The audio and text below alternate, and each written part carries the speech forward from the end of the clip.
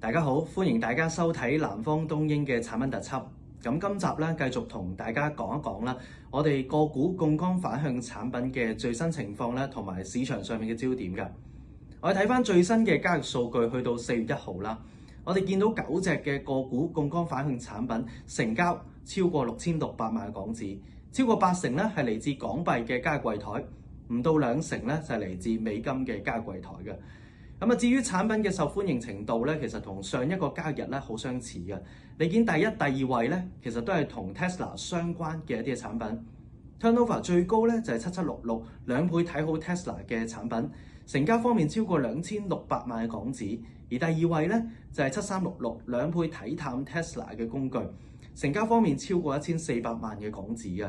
而第三位咧就係7799，兩倍睇好 MicroStrategy 嘅產品。咁啊，成交方面係800萬嘅港紙啊。咁啊，琴晚咧即係美股嘅表現咧，相對比較反覆啦。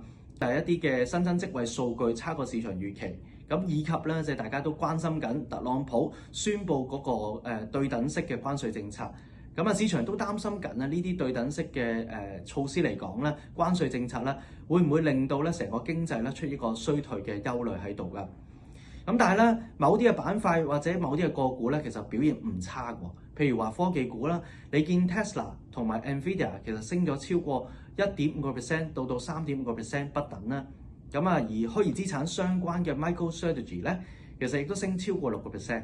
咁所以其實某啲嘅股份或者板塊咧係相對比較強勢，而且係好多嘅一啲短線嘅機會喺度。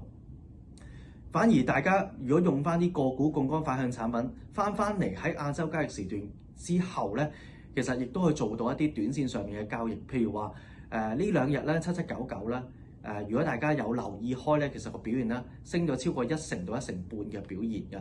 咁而且咧喺亞洲交易時段啦，Elon Musk 啦亦都宣布有傳佢會退出一啲喺政府上面嘅工作啦，更加專注翻佢喺 Tesla 業務上面嘅發展，同埋處理翻一啲嘅負面消息嘅。咁所以令到 Tesla 個股價嚟講，短線嚟講有個爆升嘅一啲嘅空間喺度。而至於虛擬資產嘅 MicroStrategy 咧，其實表現亦都絕對唔差嘅。尤其是我哋見得到啦，比特幣個價格幾次下試8萬蚊美金唔成功，亦都有買盤買翻上嚟。咁現階段咧，比特幣亦都企穩咗84000、85000美金呢個位置啦。而喺消息層面 ，MicroStrategy 咧亦都用咗19億嘅美金去買咗大概2萬零粒嘅比特幣嘅持倉，咁令到成個持倉方面咧已經增加到去52萬粒嘅比特幣持倉。咁亦都反映住咧成個管理層或者嗰個老闆嚟講咧，亦都係對虛擬資產個發展嚟講咧係非常之有信心。而且咧，其他嘅機構資金嚟講，同樣有個流入嘅跡象啦。而且 GameStop 入邊啦，亦都宣布進軍虛擬資產嘅業務發展。咁所以短線方面，大家可以留意住兩倍睇好 MicroStrategy 嘅產品嘅 Ticker Number 就係7799。咁今日分享到呢度，多謝大家收睇。